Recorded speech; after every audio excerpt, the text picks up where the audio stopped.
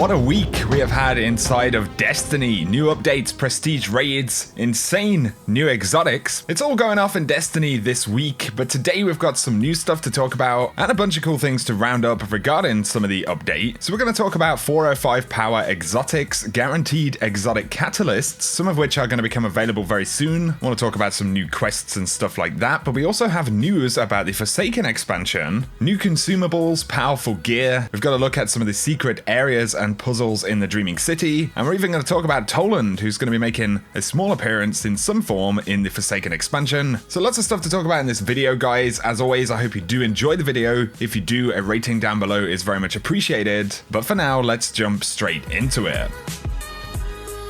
So of course, this week, as I mentioned, we had the Whisper mission pop up, and this is the one that allows you to acquire the Whisper of the Worm, Destiny 2's version of the Black Spindle. It's an absolute monster of a weapon. Something to point out about exotic weapons right now is that they can actually reach the 405 power cap. Exotics on the whole don't actually have an infusion cap. So of course, this is affecting weapons right now. If you can get weapons by completing any of the prestige raid layers, you can infuse them into exotics. A 405 Whisper of the Worm is going to be no joke, at least not for its enemies. But another thing to point out, of course, we will be getting Solstice of Heroes armor, which drops at 405.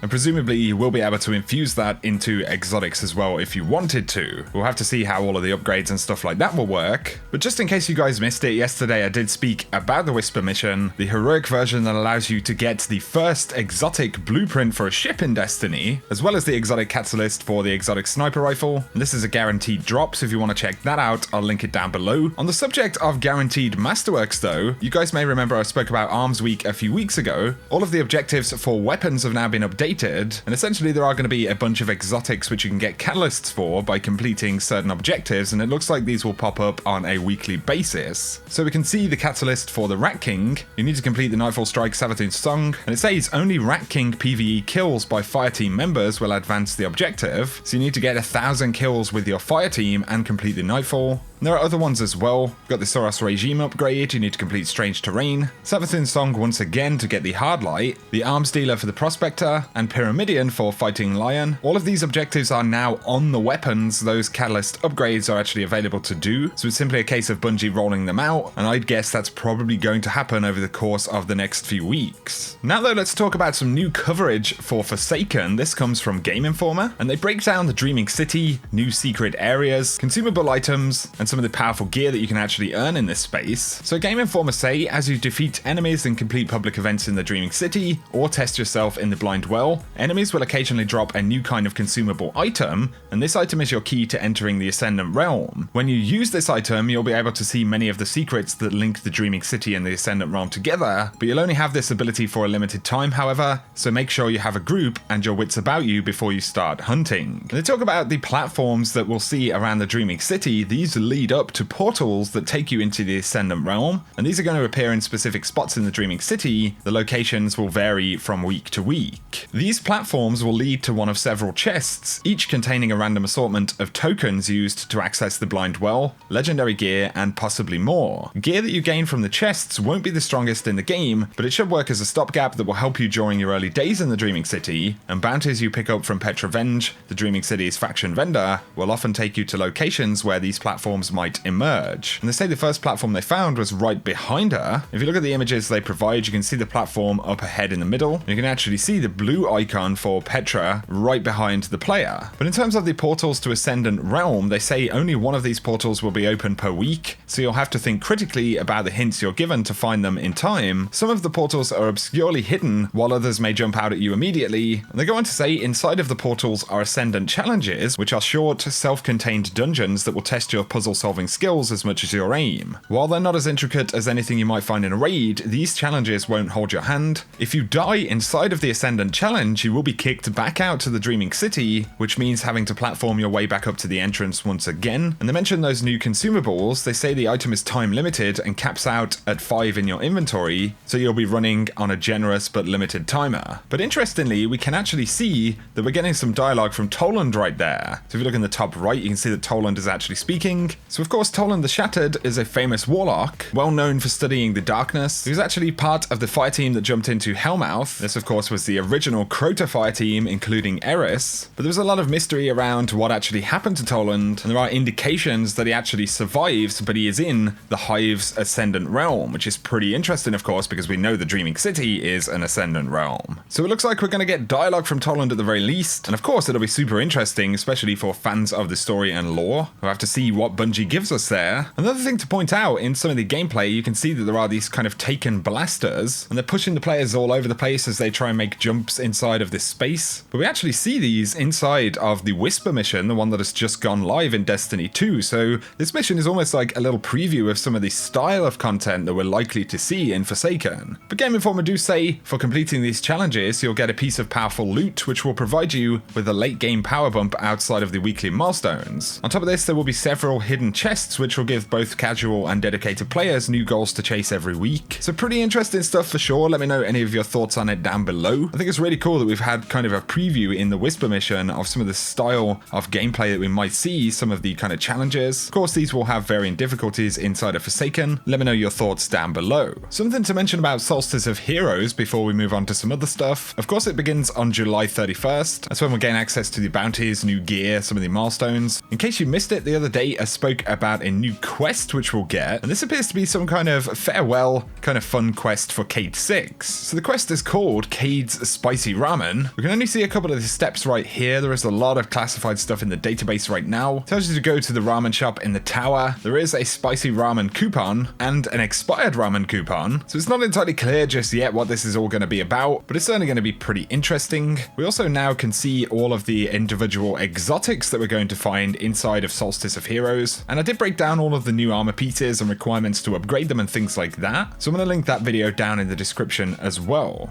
Now though, I wanted to round up a few things. My pal Bansaw the Hedgehog actually asked Bungie, do I need to purchase the Forsaken DLC or annual pass to participate in this Solstice event? And Destiny the Game on Twitter did clarify Solstice of Heroes is available for free to all players, and it doesn't require any Destiny 2 expansions. So definitely worth bearing in mind, it's not tethered to any of the actual DLC. It is one of the free seasonal updates for all players. Stevie D, the emote guy from Bungie, said, I'm very happy with the way this dance turned out. Actually talking about some of these Solstice of Heroes emotes, and he says, particularly when using the effects feature with other dances, you can celebrate Solstice of Heroes with any dance. Essentially, much like you can combine some of the holographic emotes, you can do the same thing with these kind of trails that you have from the armor, and combine that with any existing emote, which is pretty cool. DMG confirmed that they missed some patch notes in update 1.2.3, the July update that we just had, and this includes some changes like the audio on weapons, so some of the escalation protocol weapons I spoke about the other day, they do have slightly different sounds, and certain changes to Masterwork orb generation, and this does include multi-kills with grenade launchers and rockets and things like that. Basically, you can keep generating orbs on double kills, so if you get 2 kills you will get the 1 orb, but if you get 4 kills you will get 2 orbs now, and so on. So I'll update you guys if there are any other things worth knowing about the patch. Kevin Yarnis from Bungie did confirm, with the new changes to competitive matchmaking, we are all now matching players on Glory, and to balance match times we will slowly expand the player pool by allowing higher variances of Glory ranks. This is done to ensure everyone can still find a match given long enough wait times. So essentially they are retuning this a little bit as time goes by to kind of find the balance between skill rating and players actually getting into games relatively quickly inside of that competitive playlist. So there are more changes actually happening there. But on the subject of the Forsaken raid that's going to take place in the Dreaming City, just to clarify, Joe Blackburn had previously said maybe we'll even tell you the name of the raid before it launches, alongside a bunch of other information. And it does confirm that Game Informer haven't previously told us the name for the raid. There was a little bit of confusion about this. Game Informer spoke about the Keep of Voices, which is the area that the raid will be housed in, but Keep of Voices itself is not actually the name of the raid. So it'll be interesting to potentially learn more about that. But if you're curious about the current faction rally and how many Guardians have pledged, according to Charlemagne Bot, New Monarchy are in a solid lead right there with 541,000 packages turned in. We actually have FWC in second place with 281,000,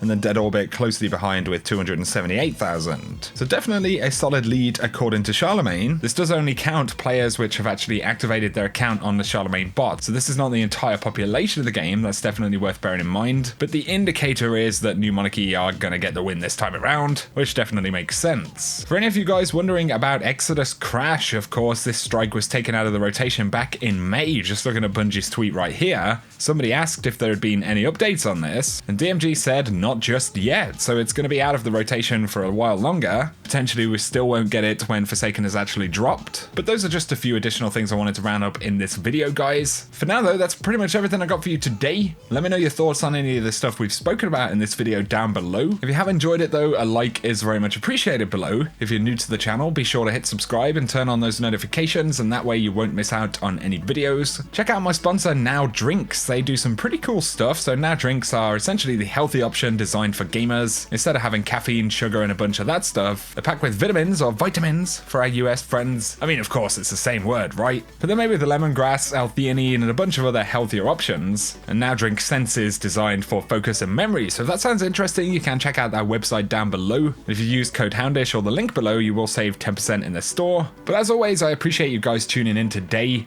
and I will catch you all very soon.